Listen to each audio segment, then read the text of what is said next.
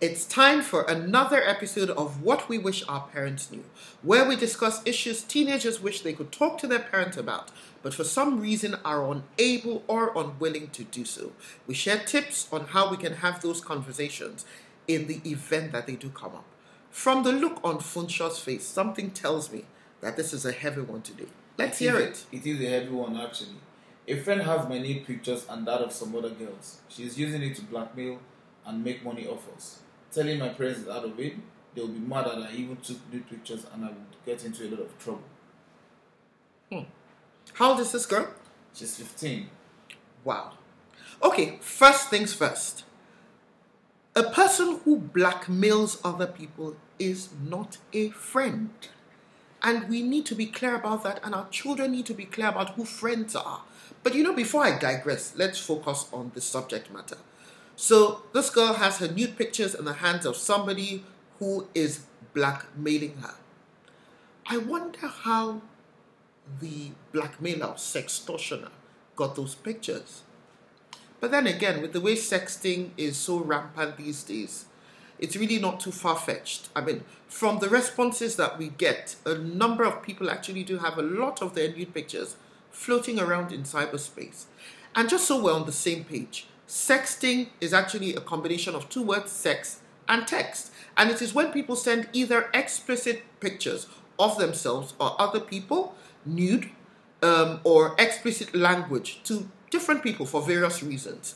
A sextortioner is somebody who blackmails somebody online using explicit pictures, and in return they're either asking for money or they want sexual favors or things like that. What is the issue? This child is in trouble, is crying out for help, and would want you to help them. First off, it's understandable for any parent to be mad to find out that their child has their nude pictures floating in cyberspace.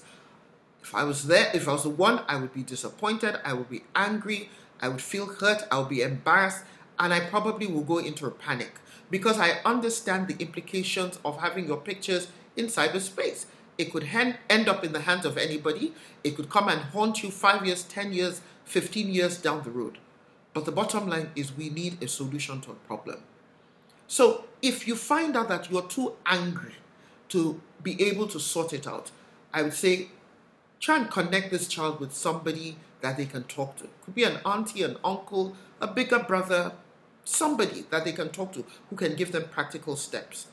The one practical step I would advise is for the child to confront this sextortioner, because we know that the power of extortion or power of blackmail lies in one, fear, secrecy, and shame. So once a child is able to confront, hopefully, there should be a breakthrough somewhat. My suggestion is do not jump into trying to help the child do this confrontation, because this may be a good opportunity for the child to learn how to solve problems, develop their problem-solving skills.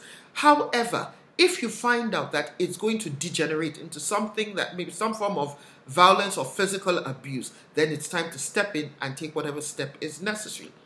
But you see, the problem with having your nude pictures floating around is because even if you do have that breakthrough when the confrontation takes place, the only thing you can really do is hope and pray that 5-10 years down the road, it doesn't come to haunt this person, which is why we consistently advocate for being proactive when we parent in this digital age. What does that mean?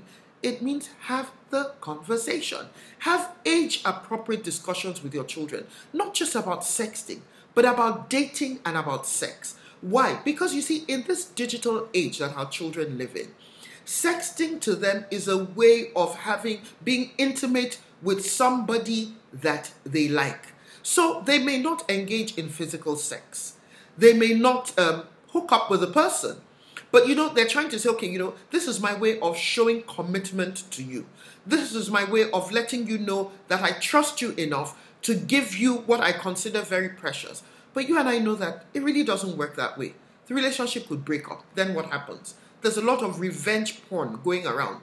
Then what happens? So have that conversation with them. Let them know that that is not a way of showing intimacy. It is actually really stupid and it's not something that they should engage in. It's also necessary that we let them know that there's no need for them to be pressured into sending or receiving nude pictures, and especially for our boys. You see, some of them look at the volume of nude pictures that they get as their bragging rights. So they're pressuring people to say, send me your pictures. You know, if you really like me.